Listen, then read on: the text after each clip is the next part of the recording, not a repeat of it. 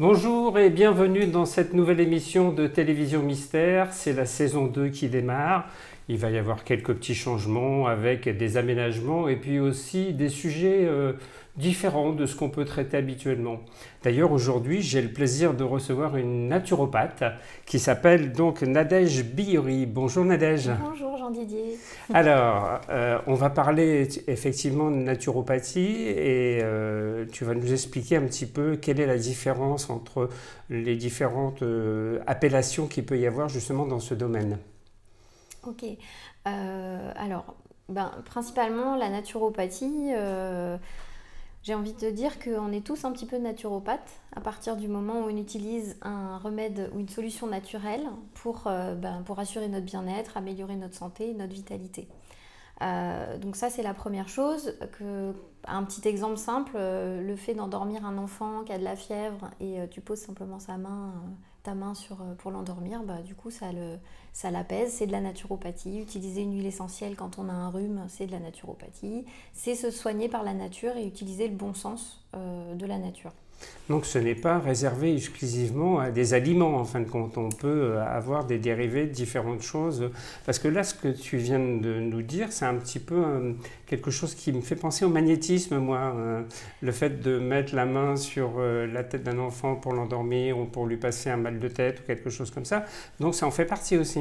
Pour moi, ça en fait partie. À partir du moment où on utilise une technique naturelle qui n'a pas d'effet secondaire particulier, enfin il peut y avoir des effets, mais si tu veux, où il n'y a pas de molécules par exemple synthétiques ou des choses comme ça, dès qu'on va utiliser le pouvoir de la nature, le magnétisme en fait partie, on est dans de la naturopathie. Donc ça entre en ligne de compte aussi bien l'alimentation, prendre soin de son alimentation, apprendre des techniques de respiration, de relaxation, utiliser le magnétisme ou d'autres thérapies en fait qui nous permettent de conserver notre bien-être.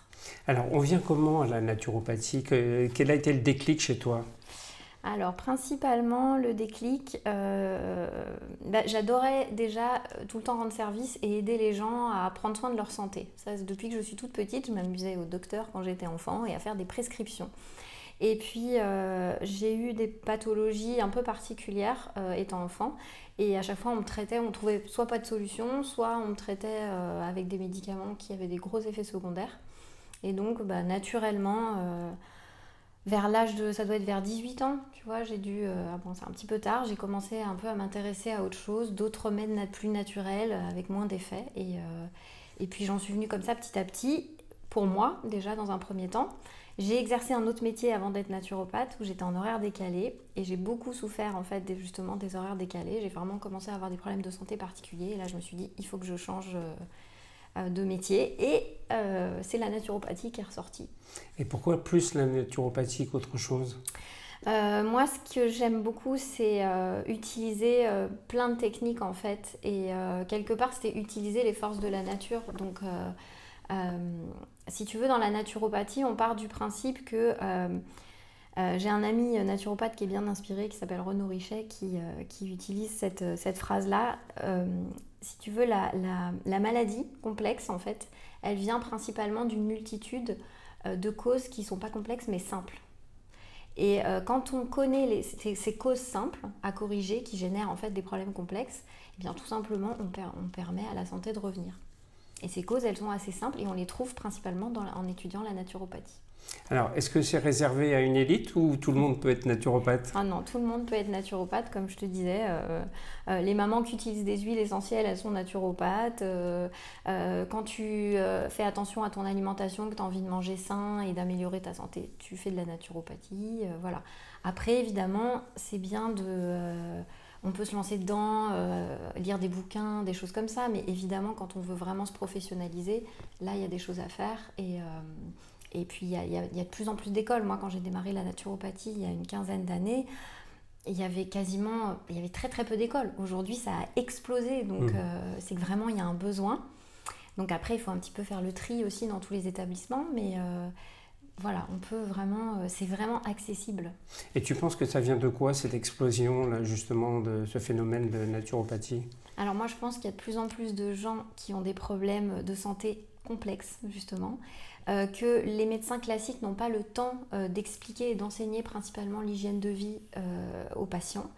Ils sont, je suppose, dans leur discours, en tout cas dans les médecins avec lesquels je discute, ils sont face à des pathologies qu'on n'a pas vraiment vues, tout ce qui est pathologie auto-immune, où il y a vraiment un mode de vie à changer complet, à quelque chose à transformer.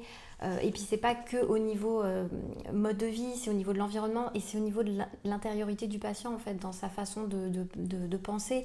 On a beau dire à quelqu'un toute la journée, en consultation, de lui dire bon bah je vous donne une technique de relaxation, maintenant je vous donne quelque chose pour bien dormir, changer votre alimentation. C'est super s'il arrive à faire ça. Mais si à l'intérieur de lui déjà il se dit toute la journée bah, je suis nul, je fais un travail nul, ma vie ça va pas. C'est pas suffisant non plus, mais c'est déjà un bon début. Un peu la méthode Coué. Alors, sans rentrer forcément, oui, la méthode, les pensées positives, etc., c'est intéressant aussi. Elles ont aussi leurs limites. Donc, c'est arriver, en fait, petit à petit à faire changer la personne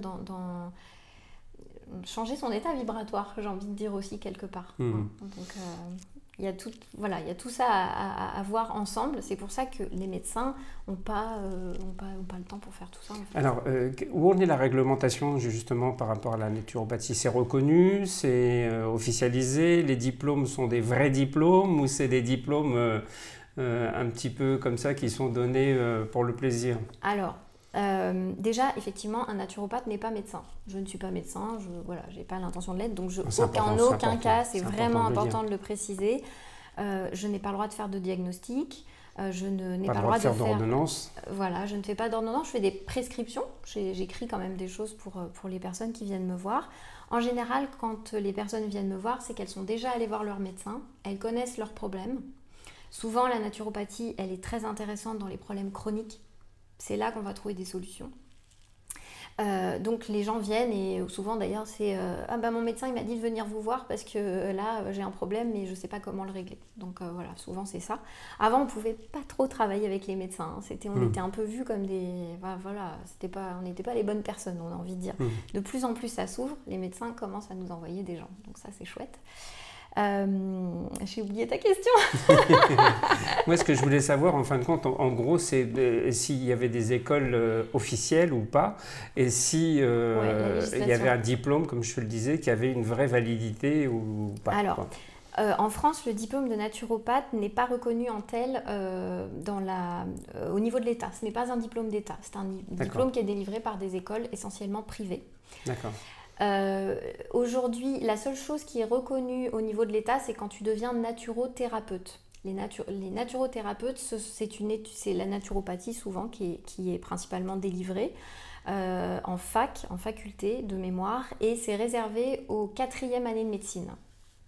Donc moi, en tant que naturopathe, je n'ai pas accès aux études de naturothérapie. Par contre, la naturopathie, demain, c'est vrai que n'importe qui peut ouvrir une école. N'importe qui peut mettre sa plaque dehors et dire « je suis naturopathe ». Donc, par rapport à ça... Comment on fait le tri? Voilà, c'est qu'il peut y avoir des dérives. Donc, c'est toujours... alors, je sais qu'il y a des fédérations aussi de naturopathie dont je ne fais pas partie, dont mon enseignant en naturopathie, qui est un très vieux naturopathe, qui est décédé il n'y a pas très longtemps d'ailleurs, lui, il n'en faisait pas partie non plus. Donc une fédération, ça peut apporter quand même des choses, mais c'est pas la panacée. Premièrement, c'est interroger le naturopathe, si on a besoin de se rassurer, quelles études il a faites, depuis combien de temps il est naturopathe. Est-ce que c'est quelqu'un qui a une pratique régulière de la naturopathie, ou c'est quelqu'un qui fait ça de temps en temps pour ses amis ou des choses comme ça. Voilà, je te dirais en gros, c'est les conseil à toi pour savoir à qui on s'adresse, et si on peut avoir un petit peu une base de qu'est-ce qu'il faut savoir et connaître chez un naturopathe pour se dire je suis chez le bon naturopathe. Je suis au bon endroit. J'ai envie de dire C'est un peu comme un médecin, il faut avoir une confiance déjà. En fait, aussi. c'est Il faut qu'il y ait un feeling qui s'installe. Oui, voilà, c'est déjà la première chose, c'est ton propre ressenti. On a tous un ressenti, donc c'est au premier contact, même qu'il soit par mail, hein, ça passe aussi. Hein, on peut avoir ces ressentis-là, se dire simplement, ok, cette personne-là, elle me parle. Moi, personnellement, je suis sur les réseaux sociaux, donc je communique beaucoup. J'ai une chaîne YouTube, donc je poste régulièrement des conseils avec des solutions naturelles qui sont testées et approuvées. Donc, j'ai envie de te dire qu'il y a un peu de... Voilà, il y a des choses comme ça, il peut y avoir des témoignages.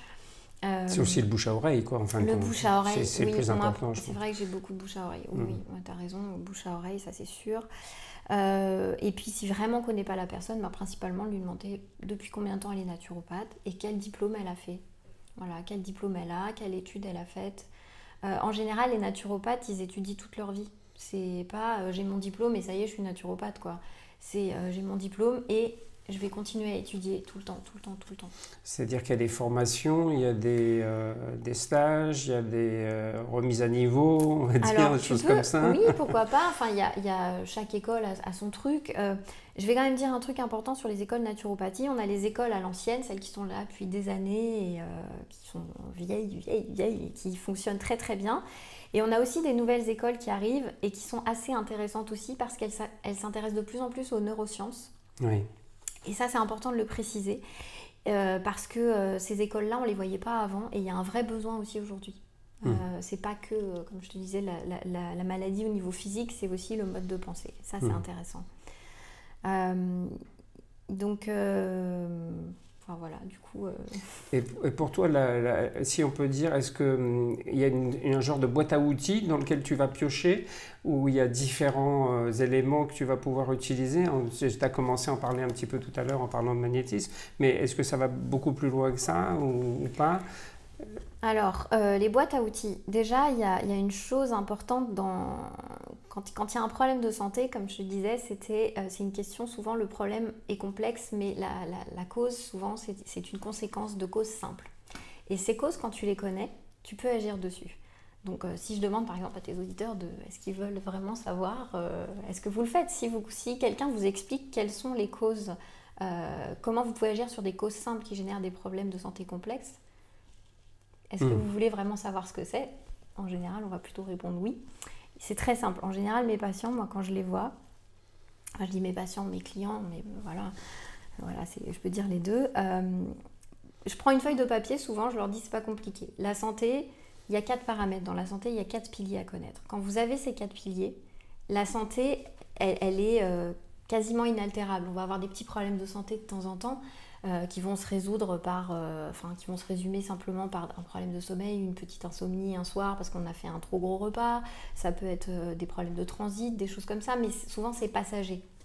Et il faut bien différencier la santé naturelle, qui est une personne qui est plutôt en bonne santé, qui a une bonne vitalité, d'une personne qui a une santé artificielle.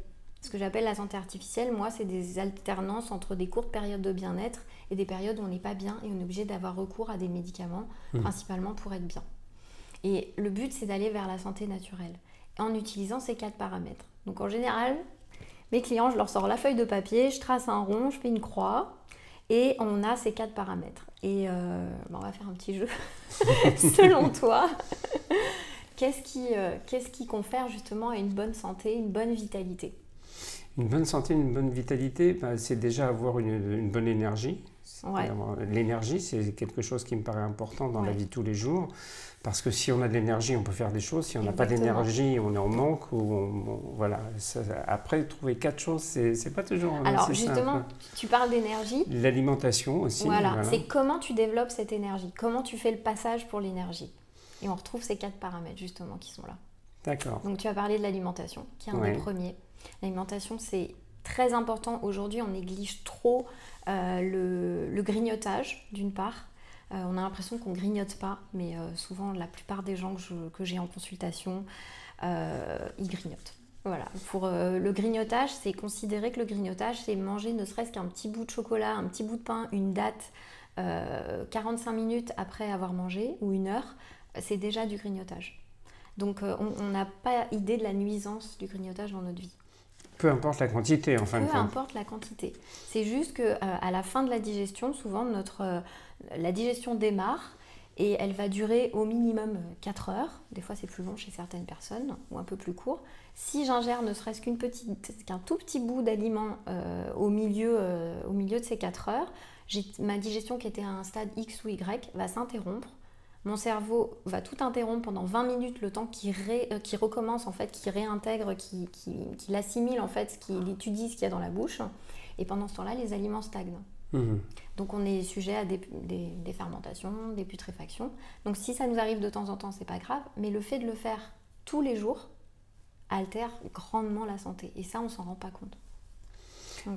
Donc l'alimentation... L'ennemi numéro 1, c'est le grignotage. L'ennemi numéro 1, c'est le grignotage. Non, mais clairement. Et puis côté sédentaire aussi, après, je pense. Alors, effectivement, le mouvement. Le mouvement est très important. Il y a beaucoup de choses à dire dans l'alimentation. Je crois qu'une émission ne suffirait pas à parler d'alimentation, mais oui. Et c'est quoi une bonne alimentation? Parce qu'on dit toujours il faut avoir une bonne alimentation. On dit qu'il faut manger beaucoup de fruits, beaucoup de légumes. Il y a le fameux 5 fruits, 5 légumes. Ouais, alors mais ça bon, aussi, est-ce que ça, c'est vraiment quelque chose qu'il faut respecter à la lettre Aujourd'hui, on est face à des extrêmes. On parle beaucoup de junk food, enfin, on mange pas bien, ou on grignote, ou des choses comme ça, mais on parle pas aussi de l'autre côté, et ça, je le vois aussi de plus en plus, de gens qui veulent absolument manger sain, manger healthy. Tu sais, on fait des belles assiettes, on mélange plein de trucs dedans, des graines, des fruits secs, des légumes. Alors ça aussi, c'est un problème parce que c'est des bombes en fait dans l'intestin, parce que le corps met tellement de temps à assimiler tout ce qu'il y a, c'est trop riche en fait. Il y a trop de choses. Il y a trop de choses.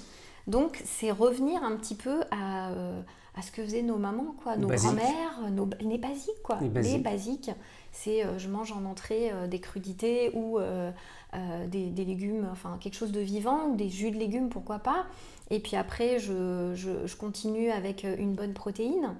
Alors moi, je suis assez partisane des protéines animales. Je ne parle pas forcément de la viande, on peut se passer de viande, mais pour ma part, je trouve que c'est compliqué de se séparer du poisson, des œufs ou des fruits de mer ou du fromage. C'est pour ça que le végétarisme est vraiment, pour le coup, intéressant. Après, bon, je ne vais pas rentrer dans le détail, mais il y a plein de régimes à l'heure actuelle qui sont... on enlève toutes les protéines animales, on garde que les protéines végétales. La grande mode en ce moment, c'est le vegan, côté vegan. Voilà. On entend parler du vegan et maintenant même les marques mettent sur les packaging produits vegan. Ouais. Alors pour le coup, c'est vraiment une mode. Je sais que, c'est pareil, ça ferait une émission entière si on parle du vegan. Aujourd'hui, si on est face à un problème de santé particulier, je pense que c'est important de reconnaître les bases et de revenir à ces bases-là, qui sont simples finalement. Et parce que dans ma clientèle, j'ai aussi des véganes. Donc voilà quoi. Ce qui est important, c'est voilà, les protéines d'une part. Alors on peut aller les chercher de façon végétale aussi, mais voilà, après c'est à étudier au cas par cas dans le cadre d'une consultation ou d'un accompagnement.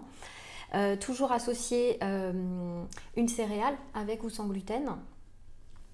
Et puis un dessert facultatif. Moi, c'est comme ça que je propose les choses. Finalement, les légumes cuits, tu peux t'en passer, je dirais, si tu as pris des légumes crus avant, au contraire, qui contiennent vraiment des vitamines, des choses où tu vas avoir vraiment toutes les vitamines à ce moment-là. Et puis, le dessert est facultatif. On n'est pas obligé de manger du sucre, mais on peut en manger un petit peu. Voilà, c'est pour les gourmans. Mais et puis pour se faire plaisir, c'est important de se faire plaisir quand on mange. L'alimentation santé ne veut pas dire que je vais manger du fade ou des choses comme ça. C'est juste réassocier les bonnes choses au bon endroit, au bon moment. Un bon exemple sont les fruits. On a tendance aussi à manger des fruits à la fin des repas. Le fruit, il va gêner mécaniquement la digestion. Donc, il est bon de le manger en dehors des repas. Et plutôt l'estomac vide. Donc, on met une heure et demie à digérer un fruit en moyenne. Ah oui. Donc, le fruit 30 minutes avant de manger, c'est pas forcément l'idéal. Et quand on mange des oranges ou des kiwis le matin pour justement les vitamines? Alors, tu vois, ça c'est pareil, ça dépend des gens. Tu as des gens, ça doit être vraiment individualisé parce que tu as des personnes en fait qui sont longilignes, qui sont très frileuses. Ces gens-là, je ne leur recommande pas forcément les fruits. Par contre, tu as des gens qui ont tout le temps chaud, tu vois, qui sont un petit peu rougeaux, qui ont du mal à se mettre en route aussi le matin. Les fruits, ça peut leur faire du bien, ça peut activer leur thyroïde. Donc un repas de fruits le matin, ça peut les aider. Mais moi qui suis longiligne, par exemple, moi les fruits le matin, c'est pas possible. C'est pas pour toi. Ah non, pas du tout. Et je le recommande pas pour les gens frileux. Donc voilà. Et pareil pour les fruits, quand je vois souvent pareil des gens qui viennent, qui ont des ballonnements régulièrement, qui viennent. On étudie ce qu'ils mangent. Ah, je mange des fruits à la fin des repas, ils mangent des fruits tout le temps. Au bout de 3 jours, on arrête les fruits, il n'y a plus de ballonnement. Les fruits, on les redécale, on les met à un autre moment dans la journée. Et les crudités, c'est pareil comme la salade. On dit que c'est pas spécialement très bon non plus pour les intestins, la salade. Ça dépend des personnes. Si je vois qu'il y a un problème d'estomac ou un problème d'intestin, justement, des choses comme ça, il faut déjà voir dans l'ensemble. C'est pas qu'est-ce que seulement l'alimentation, mais aussi est-ce que je dors suffisamment, voilà, parce que le manque de sommeil peut entraîner aussi des problèmes sur certains organes, un ralentissement de la thyroïde, un ralentissement des éliminations, des toxines, enfin, il y a tout un enchaînement de choses en fait. Donc du coup on peut pas forcément, voilà, il faut vraiment faire au cas par cas, mais il y a quand même des grandes choses dont l'humain a besoin. Donc les crudités, pour en revenir aux crudités, ce que tu disais, la salade, c'est vrai qu'il y a des gens qui ont des problèmes d'estomac, il ne faut pas leur donner des fibres trop dures. Les crudités contiennent des fibres qui sont assez dures. Donc dans ces cas-là, on leur donne des jus de légumes pendant un moment. Mais pas le jus de légumes comme ça. Je vois des gens qui prennent des jus de légumes, ils avalent ça comme ça, c'est pas possible. Non, on prend un verre de jus de légumes 1 à 2 fois par jour et on se sent mieux, on se sent bien. Et les extractions de légumes, où on enlève les fibres aussi. Alors, voilà. Qu'est-ce que tu en penses, toi, justement, de ça? Parce qu'il y a des gens qui sont pour aussi et des gens qui sont contre, en disant qu'il ne faut pas garder des fibres, et d'autres qui disent, mais si, au contraire, il faut avoir des fibres. Alors, il faut toujours avoir des fibres quand même, parce que les fibres, elles vont te permettre justement de transporter le bol alimentaire et aussi de l'éliminer. Donc les fibres, on peut aussi les trouver dans les céréales complètes. Il y a des fibres. Donc si on prend des jus de légumes avec un extracteur de jus qui enlève les fibres, on sait qu'il y a les céréales derrière qui vont complètes ou semi-complètes. Donc on va apporter ça aussi. Encore une fois, ça dépend de la capacité de digestion de la personne en fait. Si elle a une bonne vitalité au niveau digestif, on va pouvoir faire des choses et elle va pouvoir se permettre plus de choses. Par contre, si une personne a vraiment du mal à digérer, il va falloir être un petit peu vigilant pendant un moment. Et puis après, pour revenir à renforcer la vitalité du tube digestif et à nouveau reprendre une alimentation. Alors, il existe beaucoup de livres sur la naturopathie et sur l'alimentation. Moi, je suis un petit peu contre parce que, comme tu viens bien de l'expliquer, j'ai l'impression que pour tout le monde, ça se fait au cas par cas. Et quand on regarde un livre, en fin de compte, c'est des généralités et en fin de compte, ça ne s'adresse pas à une personne en particulier par rapport à son problème, à sa pathologie ou à son fonctionnement. Donc c'est un peu compliqué. Quand on vient te voir, par exemple, et qu'on entame un processus, combien de temps ça dure et au bout de combien de temps on commence à avoir des résultats ?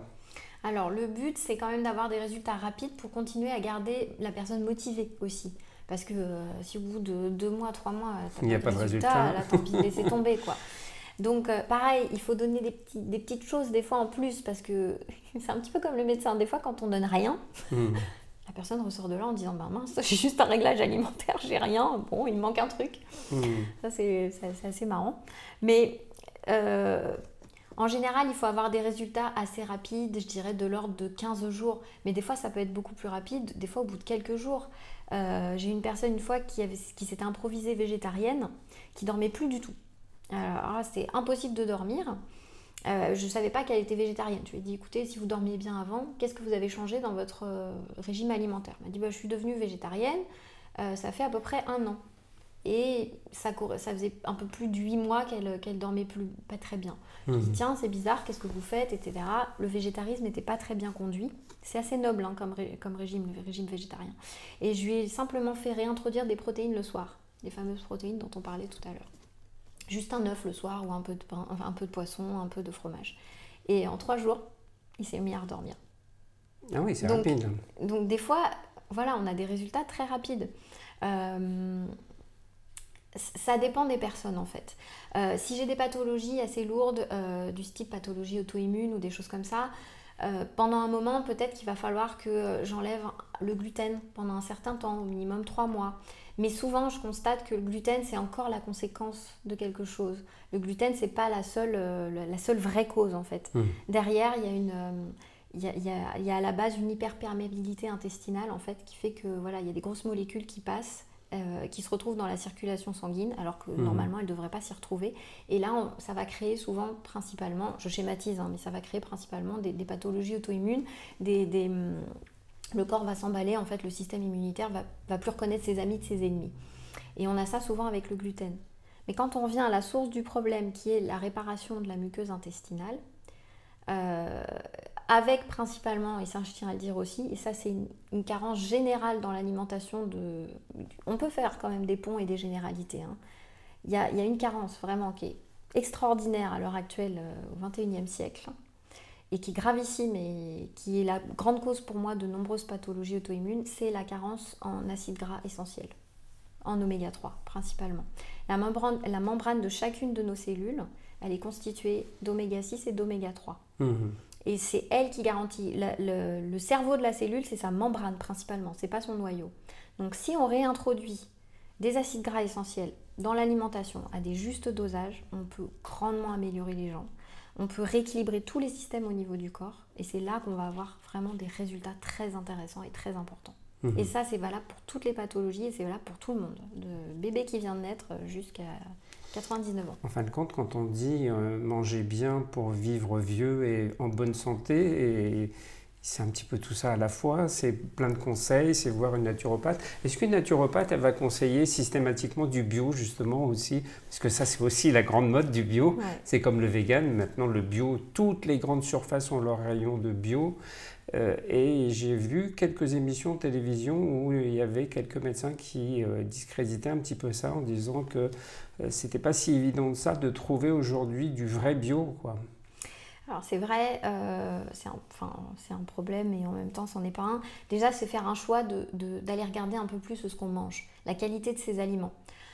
C'est vrai qu'aujourd'hui on peut avoir du bio pas cher et de mauvaise qualité et du bio de bonne qualité, qui n'est pas forcément d'ailleurs plus cher.